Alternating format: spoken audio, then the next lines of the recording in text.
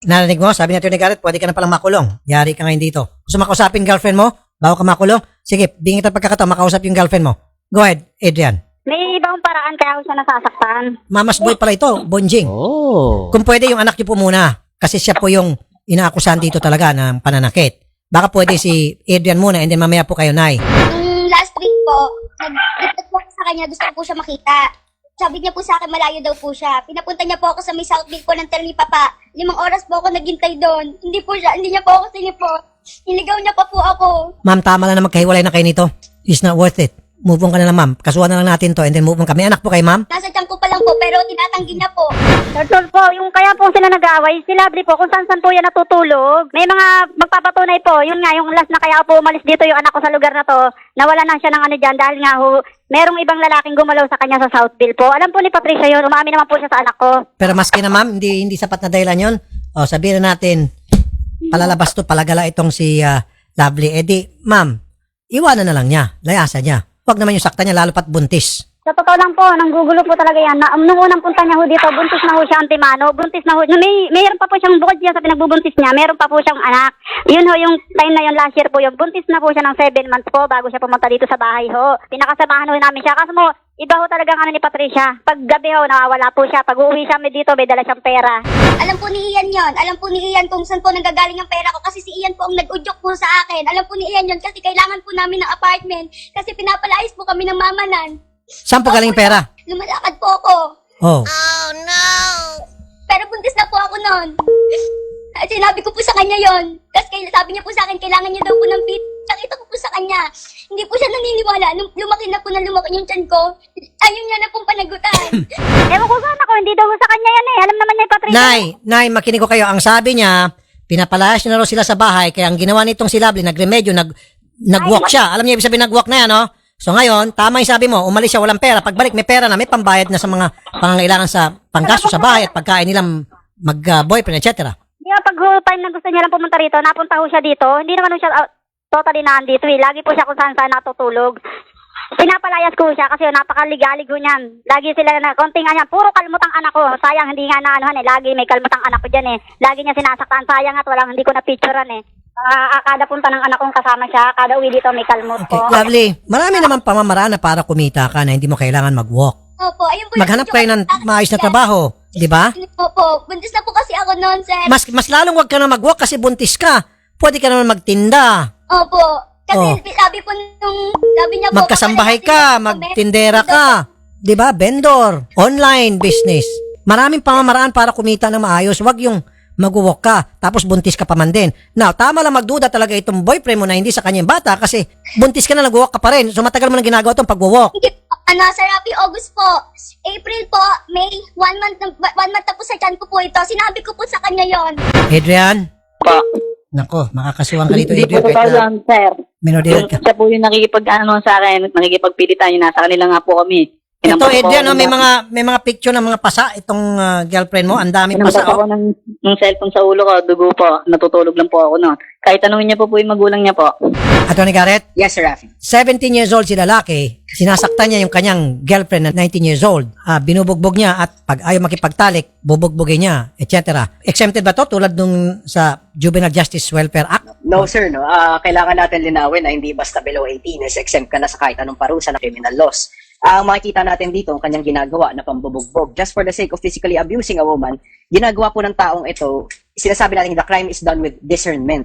Ngayon, yun po yung kailangan kasi if you are between 15 and 18 and you commit a crime, you are treated as an adult kapag ginagawa mo po yung crime mo with discernment o pinag-isipan mo at alam mong mali yung ginagawa mo. It is undeniable dito, Sir Rafi, na alam niya yung ginagawa niya, na ito yung masama. Kasi sa edad na yun, hindi naman na, kumbaga, may isip naman na tong batang to and that i-add pa natin na sabihin na morally common naman sa lahat ng tao, Sir Rafi, na makikitang mali yan. So, doon sa tanong, sir, kung pasok ba siya sa exemption, no, not at all. Good. Hindi siya as an adult, Sir Rafi. So, he will be treated as adult pag sinampanan ng kaso. So, pwede na makulong Yes, to. sir. Thank you, Attorney Pwede, Garrett. pwede. Miss Lovely, Po. pwede na makulong to. Gusto mong pakulong? Opo, gusto ko po. Ma'am, pumayag siya nung sinabi mo mag-walk ka para magkapera kayo. Opo. Okay. Siya po yung nag-udyok sa akin, sir. Siya po nag-udyok sa akin.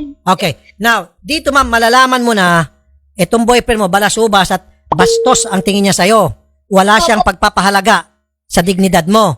Kasi ma'am, kung mahal ka nito, sasabihin niya, kamwat may magbanat ako ng buto, kung kinakaila, magtumbling-tumbling ako dyan, magsisirkus-sirkus ako dyan, magpe-perform ako sa carnival para lamang kumita tayo at hindi mo na kailangan mag-walk. The fact na pinayagan ka niya mag-walk, lalo pat buntis ka, ibig sabihin, hindi ka mahal nito. Siya yung karapat-dapat na nilalayasan mo na talaga.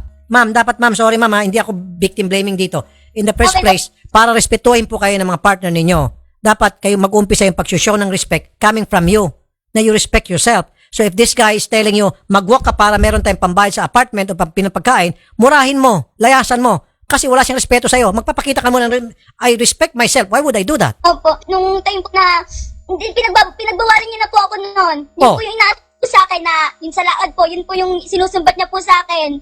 Sinusumbat niya po sa akin yung time po na po, pinaganin niya nga po ako. Tapos nung hindi ko na po pinapayagan na makipagtalik po siya sa akin, nagagalit na po siya, yung po ang sinusumbat niya, sir. Pero ngayon, nung nakaraan po, hindi niya na po ako pinagaganon. Kung ano-ano lang po lumalabas sa bibig niya sa akin. Ilan buwan na kayo buntis, ma'am? Mag 8 months na po sa December. Sabi ni Jeswell, di na pwede magtrabaho kasi buntis. Tama nga naman. Pero yung sinasabi ko, nung kayo po yung nag-walk na habang buntis kayo, ilang buwan po yung tiyan nyo? 4 months po. Oh, 4 so months hindi na po palata. yun. Hindi kasi ngayon, kung 8 months na siya, wala naman pumapayag na magtanggap ng walker kung malaki ng tiyan. So 3 or 4 months, di pa halata. So nag-walk siya. Ang sinasabi ko ngayon sa iyo, Ma'am Patricia, he's not worth it. Doon pa lang sa umpisa na pinayagan kanya mag-walk para ma-meet yung mga pangailangan nyo sa halip na siya dapat magbanat ng buto. Doon pa lang makikita mo yung klase niya, yung karakter niya, yung klaseng pagkalalaki nito. Hindi to lalaki. Hindi to lalaki. In fact, para sa akin, hindi to tao. Halimaw to. Halimaw to. Wala pong katotohanan sinasabi niya ho, gumagawa lang ho ng kwento. Ganyan na po trabaho niya. Guys, siya po tanungin niya. Alam po nung last day, ito sa bahay namin. May testigo. Nung isang araw lang po, nagpaano yan dito, may testigo, maraming haharap dito sa niligar namin. Nung alin. Totoo po yun. Meron na naman ho yan dito ginawa. Pati po yung nanay nan. Tinasabihan po ako na kung ano-ano, hindi niya po ako kilala. Ako, Patricia, ay papuntahin yan dito sila. Ang dami dito mong titistigo sa mga ginagawa mo sa akin. Kung sigaw-sigawan mo ako ng pok-pok, tinawag ka pa. Tinatang ko pa rin ito na. Sa kabila naman ang sinabi mo sa akin. Dito, marami magpapatunay dito. Kahit nakarating sila dito. Kami. Yung mga pinagsisigaw mo sa akin, pok-pok ako. Ang daming magpapatunay sa'yo dito. Sabi noon, alam ni Ian yan. Magbasa ko lahat ng chat mo kay Ian. Anong sabi mo? Marami nang huminto dyan. Natsang ka pa. Sir Adrian, ano bang trabaho mo ngayon? Wala po. Paano kayong dalawa nabubuhay ni Lovely? Saan kayo kumukuha ng pera? Wala kang trabaho, tapos siya wala rin trabaho. Paano kayo nabubuhay?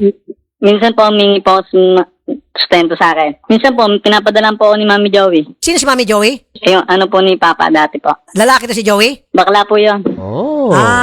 Sinusundo lang po ako lagi niya ni Patricia. Hindi po totoong inidyukan ko po yun sa ano. Si Patricia nagwo-walk. Ikaw naman, nagwo-walk ka rin. Paano kayo nagwo-walk? Hindi po, ayun po yung nagpalaki po sa akin dati. Gawa ng naging ano po ni Papa yon. Siya po yung nagpalaki sa akin dati. Naging boyfriend ng papa mo. Opo. Parang nanay-nanayan mo na rin to. Opo, para anak na din po yung turing niya sa akin. Okay. So, Opo. yung tatay mo pala ay merong kinakasama at yung Opo. kinakasama niya ang sumusuporta sa'yo. Now, Opo. ang tanong nga, Opo. okay, balik ako dun sa tanong ko. Pag naubos na yung pera ang binibigay sa ni Mama Joey, saan kayo kumukuha ng pambili ng mga pangailangan nyo? Minsan po, pag wala na pong pera, pinapauwi ko na po sa kanila. Alam mo si Patricia ay nagwo-walk. Yung perang pinambibili niya ng pagkain, kuminsan ay galing sa kanyang pag-walk. Tama? Opo. Oh, alam Pero niya. hindi ko po kinukonsinti yan. Minsan po, lagi po tumataka sa akin. Kahit nga po yung tiga dito sa amin, ginawa po na eh. Alam ni Andrian. Tapos kung kanino po nakikitulog. Tapos yung minabilitaan po ako sa Southville. Ang nagsabi po sa akin, ang kapalit po, cellphone. Tapos yung hindi po siya nabayaran, sinabi niya pong rape. Kung rape po siya, ba't hindi niya po kasuhan? Yung tiga Southville na umano po sa kanya. Tapos nag-inom pa po yan dito sa amin. Ito po yung huli. Ito, kalat na naman po sa amin na may nangyari po sa kasama niyan. Okay. Yung tropa niyang Sandali, bakla po. itong isang sagutin ko na to si Arthur Asuncion. Ano raw ibig sabihin ng walk? Yung walk po ay ito po yung ginagawa ng mga sex worker para sila po ay kumita. So ibig sabihin na pag-meet sila sa kliyente and then they have to do what they have to do. In return, they get money. Yun po yung walk. Ganito na lang po, Patricia. Diretso ang tanong, anong gusto niyo pong mangyari? Gusto ko pumakulong si Ian, sir. Hindi naman po siya na hindi po nagpapadala yung Mami Joey niya. Hindi po talaga, nagbebenta po yan. Anong binibenta niya? Shabu po. Naku po. Kasi dalawa ng mama niya. Nag-aagawan pa nga po sila eh. Mama niya nagbebenta, si nanay. Opo. Nay! Kasi silang dalawa. Hoy, nagtitinda. Naku po, wag po kayong maniniwala dyan. Story maker po yan. Totoo po yan. Alam po ni Palong yan. Alam po. Ang dami kong ginawa sa kasamahan. Lahat ng barkada ni Ian, nagpagaloka. Sinungaling ka! Sinungaling ka! Alam mo, Punta kayo hindi. dito. Babae ka. Tapos isang araw lang, sabi dito ng labasan, ang dami nagsasabi, no, isang madaling araw lang na naulan. Hindi. Totoo sabi ko, Ian, alam mo yan, nag-aanuhan pa kayo, nagkutsang ko. daw sila. Picture nag-aano si Ian. Meron akong video. Nahigo po siya eh. Si Ian po, pero yung magulang po, hindi ko po napicturean. Pero ba't mo pinabintangan yung nanay niya na nagbebenta? Kasi po nandun po ako. Nakita mo yung nanay? Sigurado ka? Hindi po ako pwede magsinungaling kasi nakita ko po ng dalawang mata ko. Nandun po ako sa bahay nila, Sir Rafi. Nandun po ako sa bahay nila, gaabutan po yung yan po mag-inang po yan. Doon sa bahay nila mismo, nagkakaabutan Bahay po nila mismo. ng shabu at saka pera. Opo. Nay, marami nakikinig na pulis sa atin, lalo sa PDEA. Suki po namin PDEA at saka yung mga taga-drug enforcement. Ay, hindi Ako, po.